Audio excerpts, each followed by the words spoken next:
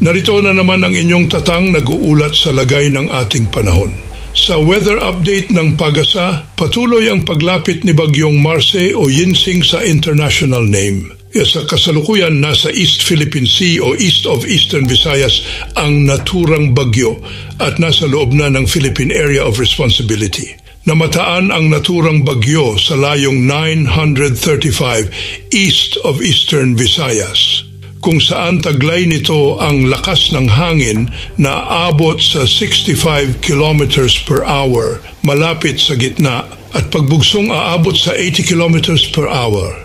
Kumikilos ang bagyo pa west-northwestward sa bilis na 25 kilometers per hour. Sabay-sabay nating pakinggan, mga kababayan, ang ulat panahon mula sa Weather Bureau ng Pagasa. Si Bagyong Marce na po ang ating binabantayan at nasa loob na ito ng ating Philippine Area of Responsibility. Kasalukuyan, nasa East Philippine Sea ang Bagyong Marce, isa siyang tropical storm kung saan ang lakas ng hangin ay umaabot sa 65 km per hour. Ito yung malapit sa gitna ng bagyo. Samantala, ang pagbugso ng hangin ay nasa 80 km per hour.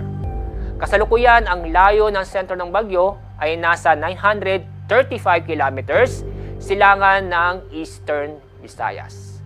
Kasalukuyan, wala pang direktang epekto ang bagyo sa bansa. Pero, yung extension ng bagyo o tinatawag po nating trough ng bagyo ay umaabot sa silangang bahagi ng Luzon at ganoon din sa silangang bahagi ng Visayas. Kaya sa kasalukuyan, inaasahan ang ngayong araw ang bahagyang maulap hanggang sa maulap ang kalangitan na may kasamang isolated na pag-ulan or thunderstorm. Itong bagyo nito ay inaasahan ng kikilos sa direksyon west-northwest o papalapit sa kalupaan at maaring tumbukin ang extreme Northern Luzon.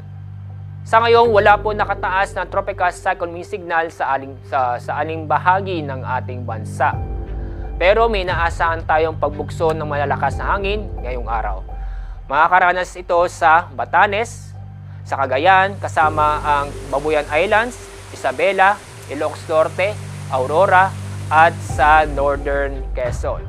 Bukas, araw ng Martes, makakaranas pa rin ng pagbukso ng malalakas na hangin sa Batanes, Cagayan, kasama ang Babuyan Islands, Isabela, Ilocos Norte, Ilocos Sur, Aurora, Quezon at Camarines Norte. Inaasahan din pagdating ng Miyerkules na makakaranas ng pagbukso ng malalakas na hangin sa Ilocos Region, Quezon, Camarines Norte, Camarines Sur at sa Catanduanes. Iyan muna ang ating weather update sa ngayon. Maraming salamat sa DOST Pagasa sa pagbabahagi ng kanilang mahahalagang insight sa ating panahon. Mabuhay ang Pilipinas!